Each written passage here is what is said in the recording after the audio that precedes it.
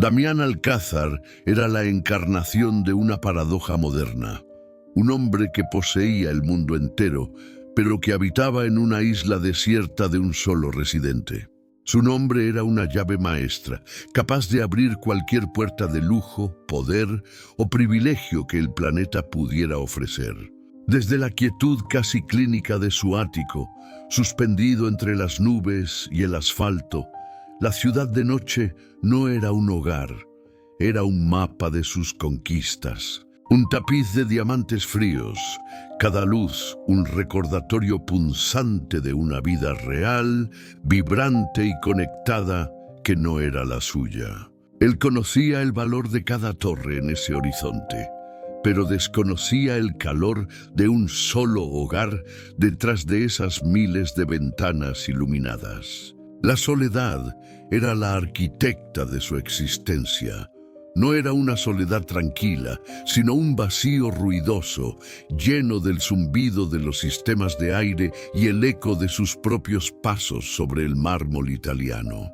Sus días eran una coreografía de poder, una sucesión de victorias financieras que se sentían cada vez más huecas. Entraba en una sala de juntas y el aire se volvía denso con una mezcla de miedo y adulación. Nadie lo veía a él, veían a un símbolo, a una entidad, a una cuenta bancaria con forma de hombre. Era el protagonista de una obra que él mismo había escrito, pero el personaje lo estaba devorando, dejándolo sin nada por dentro. La noche anterior había sido el punto de quiebre, una cena en un restaurante donde el silencio entre platos costaba una fortuna. La mujer frente a él, una belleza de revista, no conversaba, auditaba. Sus preguntas eran una lista de verificación de su estatus, la casa de verano, el jet privado, el próximo viaje exótico. Damián se sintió como un objeto de lujo más en la mesa, junto a los cubiertos de plata y la copa de cristal, un accesorio para la vida de otra persona. Al volver a casa, el reflejo en el espejo del elevador le devolvió la mirada de un extraño, un hombre impecable en su armadura de seda y lana, pero con los ojos vacíos. Se hizo la pregunta que lo cambiaría todo. Si mañana lo perdiera todo, si no fuera nadie, ¿quién quedaría a mi lado? El silencio que siguió a esa pregunta fue la respuesta más aterradora que jamás había recibido. Fue en medio de esa crisis existencial que su mirada se fijó, de verdad, en el edificio en construcción al otro lado de la calle. Llevaba semanas viéndolos sin verlos, pero esa tarde los observó. Hombres de rostros curtidos por el sol, sentados en círculos sobre cubos de pintura. El sonido de sus risas era gutural, honesto, estruendoso. Atravesó el doble acristalamiento de su ventana y lo golpeó como una ola de calor humano. Compartían comida en recipientes de plástico, pasándose una botella de refresco. La comunión en ese simple acto tenía una dignidad y una riqueza que sus banquetes de gala nunca podrían comprar. Había verdad en sus gestos, verdad en la forma en que un hombre le daba una palmada en la espalda a otro, verdad en el cansancio honesto de sus cuerpos. En ese instante, algo se rompió dentro de Damián, una epifanía brutal, y de las ruinas de su desesperación nació una idea salvaje y lógica, un acto de rebelión contra su propia vida, la idea de un suicidio temporal, el suicidio de Damián Alcázar para que de sus cenizas pudiera nacer un hombre llamado Leo, un hombre sin nada para ver si podía encontrarlo todo. La operación Leo comenzó con una llamada a Javier, su único amigo verdadero, el abogado que había heredado la lealtad a la familia Alcázar como un tesoro. «Te has vuelto completamente loco», fue la primera reacción de Javier. Su voz, siempre calmada, estaba cargada de una genuina preocupación.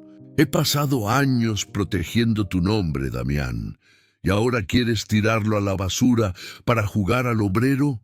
¿Buscas que te secuestren? ¿Que te roben?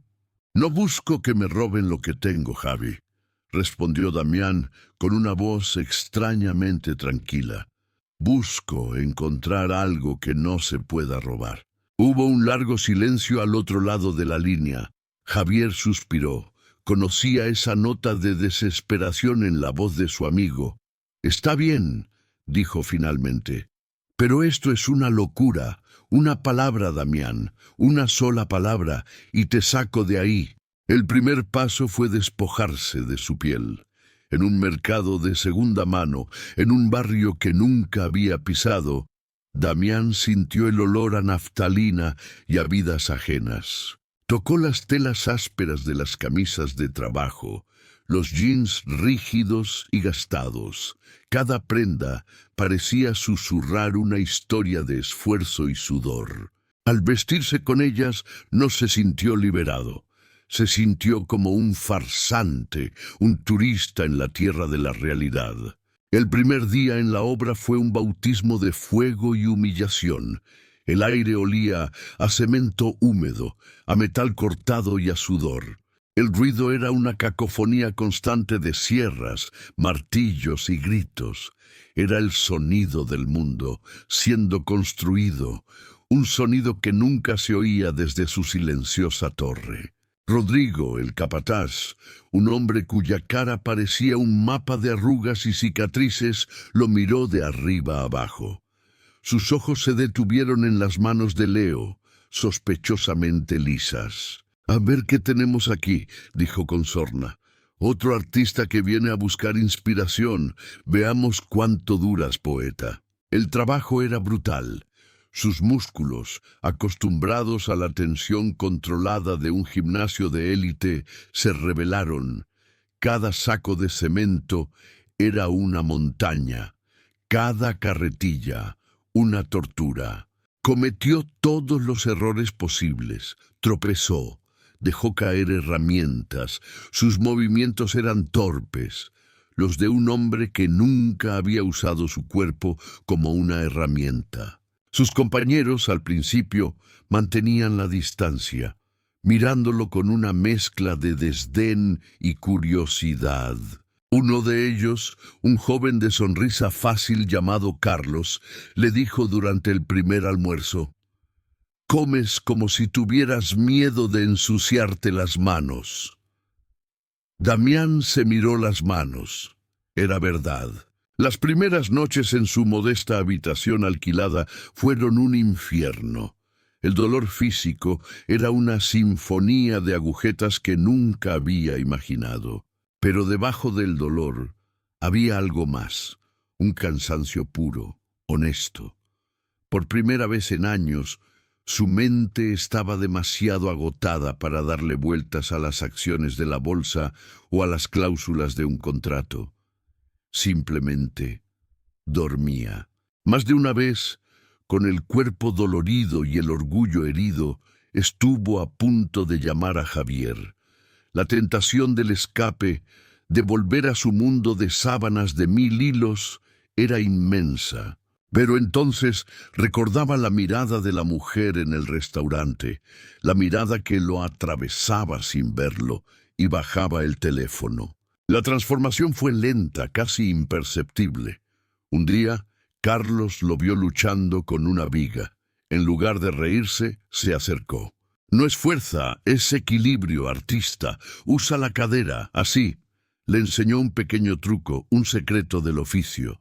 Fue un gesto mínimo, pero para Damián fue un ancla. Alguien lo había visto luchar y, en lugar de burlarse, le había ofrecido ayuda. Empezó a observar, a aprender, a callar, a escuchar. Durante los almuerzos oía las historias de sus compañeros. Carlos hablaba de su hija pequeña, de cómo estaba ahorrando para comprarle una bicicleta. Rodrigo se quejaba de su espalda, pero sus ojos brillaban al hablar de su nieto. Eran vidas tejidas con hilos de preocupación, de sacrificio, pero también de un amor feroz y protector. Damián, que nunca había necesitado nada, se sintió abrumado por la magnitud de sus propias carencias emocionales. Fue en ese estado de humildad forzada que encontró la biblioteca. Buscaba un respiro del sol y del ruido y encontró un universo. Al empujar la pesada puerta de roble, el caos de la calle se desvaneció, reemplazado por un silencio sagrado, un silencio que olía a papel, a madera y a tiempo. Y entonces la vio. A Sofía estaba en una mesa al fondo, bajo la luz dorada de una lámpara de lectura. Estaba completamente absorta, reparando una página rota con la precisión de una cirujana y la ternura de una madre. Su concentración era tan intensa que parecía crear un campo de fuerza a su alrededor. Damián sintió una calma que no había experimentado desde que era un niño, escondido en la biblioteca de su abuelo. Se sentó a una distancia prudente. Día tras día la observaba trabajar. Se convirtió en su ritual secreto, la forma en que ella fruncía el ceño, el modo en que sus dedos, manchados de tinta y cola, se movían con una gracia increíble. Ella era real, dolorosamente, maravillosamente real. Un día, al levantarse, tropezó y dejó caer una pila de libros con un estruendo que rompió el silencio del lugar. Las cabezas se giraron. Él se sintió mortificado. Pero cuando miró a Sofía, ella no parecía molesta. Una pequeña sonrisa jugaba en sus labios. Esa sonrisa fue una invitación. Se acercó a disculparse y ella le preguntó qué le interesaba tanto para estar allí todos los días. Él, nervioso, balbuceó algo sobre la historia de la ciudad. Ella le mostró un viejo mapa y la conversación fluyó. Sofía le habló de su pasión, de cómo los libros eran cápsulas del tiempo, testigos de las manos que los habían sostenido. Le contó la historia de su abuelo, un viejo encuadernador que le había enseñado que reparar algo viejo es un acto de fe en el futuro. Damián, el hombre del progreso y la innovación, se encontró fascinado por la idea de preservar, de cuidar, de honrar el pasado. Leo empezó a compartir pedazos de sí mismo, fragmentos de la verdad de Damián envueltos en la ficción de su personaje. Le habló de la soledad de crecer en una casa grande y vacía, donde las voces de sus padres eran ecos distantes. Le contó cómo aprendió a encontrar compañía en los personajes de los libros. No era la historia de Leo, pero era su historia. Sofía escuchaba con una intensidad que lo desarmaba. Ella no juzgaba, parecía entender la tristeza que se escondía detrás de sus ojos. El noviazgo entre ellos se tejió con los hilos más simples. Un café compartido en un banco del parque, mientras veían pasar a la gente. Él nunca había sabido simplemente estar, sin hacer nada. Ella le enseñó. Una visita a un mercado de pulgas, donde él le compró un pequeño pájaro de madera por unas pocas monedas. La alegría en el rostro de ella, al recibirlo, valía más que cualquier joya que él hubiera regalado. Una tarde, mientras llovía a cántaros, se refugiaron bajo el toldo de una tienda cerrada. Y allí, rodeados por el sonido de la lluvia, él se sintió más en casa que en su propio ático. Fue entonces cuando la crisis golpeó el pequeño mundo de Sofía, los recortes presupuestarios del ayuntamiento. La biblioteca, su biblioteca, estaba en la lista de cierres. Damián vio cómo la luz se apagaba en los ojos de ella, vio la desesperación y la rabia impotente. Y él sintió esa misma rabia. La ironía era una bofetada. Él, Damián Alcázar, podía salvar ese lugar y mil más con un simple gesto. Pero Leo, el hombre del que Sofía se estaba enamorando, no podía hacer nada. Era un simple obrero. Y fue en esa impotencia donde encontró su verdadera fuerza. No podía ser un benefactor, así que se convirtió en un soldado. Movilizó a sus compañeros de la obra. «Es la biblioteca de mi chica», les dijo, y esos hombres rudos, que apenas leían, entendieron el lenguaje universal del amor y la lealtad. Pasaron un fin de semana entero reparando el edificio. Rodrigo usó sus contactos para conseguir pintura donada. Carlos arregló la instalación eléctrica. Leo lijó y barnizó las viejas estanterías hasta que sus manos sangraron. Organizaron una colecta de libros, una jornada de lectura. La comunidad respondió. Y Damián, en medio de todo, se sintió parte de algo por primera vez en su vida. Salvaron la biblioteca. La sonrisa de Sofía, cuando le dieron la noticia, fue el pago más grande que Damián había recibido jamás. Y en ese momento de triunfo, supo que su mentira era una daga apuntando al corazón de todo lo que había construido. El miedo se convirtió en su sombra. Cada vez que ella le decía «te quiero», sentía una mezcla de éxtasis y agonía. Él amaba a la mujer que amaba a Leo, pero Leo no existía. ¿Qué pasaría cuando ella descubriera al titiritero detrás del muñeco? El descubrimiento fue tan banal como brutal. Una revista en un kiosco, su rostro en la portada. Damián Alcázar, el magnate fantasma, donde se esconde el hombre más rico de la ciudad. Sofía estaba a su lado eligiendo un chocolate. No vio la revista, pero él sí. El mundo se detuvo. El aire se volvió espeso. Era el fin. Esa noche, en la colina desde donde veían las luces de la ciudad, él se lo contó todo. No fue una confesión, fue un vómito de la verdad. Las palabras salieron atropelladas, desnudas, patéticas. La historia de su riqueza, de su soledad, de su plan egoísta. Vio cómo el rostro de Sofía pasaba por todas las etapas de la traición, la confusión, la incredulidad, el horror y finalmente un frío y devastador desprecio. Cuando él terminó, ella lo miró como si nunca lo hubiera visto antes, y sus preguntas fueron susurros helados. Mi amor por los libros te parecía pintoresco. Mi lucha por la biblioteca fue un entretenimiento para ti. El hombre que me besó bajo la lluvia, ¿quién era? ¿Era real o solo estabas actuando? Él no tenía respuestas. Cualquier cosa que dijera sonaría a excusa. Ella se levantó. No sé quién eres, dijo con la voz rota, pero sé que el hombre del que me enamoré nunca existió. Y se fue, dejándolo solo en la cima del mundo, completamente hundido en la miseria. El regreso de Damián Alcázar fue un funeral. Volvió a sus trajes, a sus coches, a su nombre, pero todo se sentía como un disfraz. Se dio cuenta de que la jaula de oro no era su ático, era él mismo. Su miedo, su arrogancia, su incapacidad para ser vulnerable. Los meses siguientes fueron un purgatorio.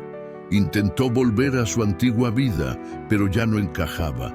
La superficialidad de su mundo ahora le resultaba insoportable. Fue entonces cuando encontró su penitencia.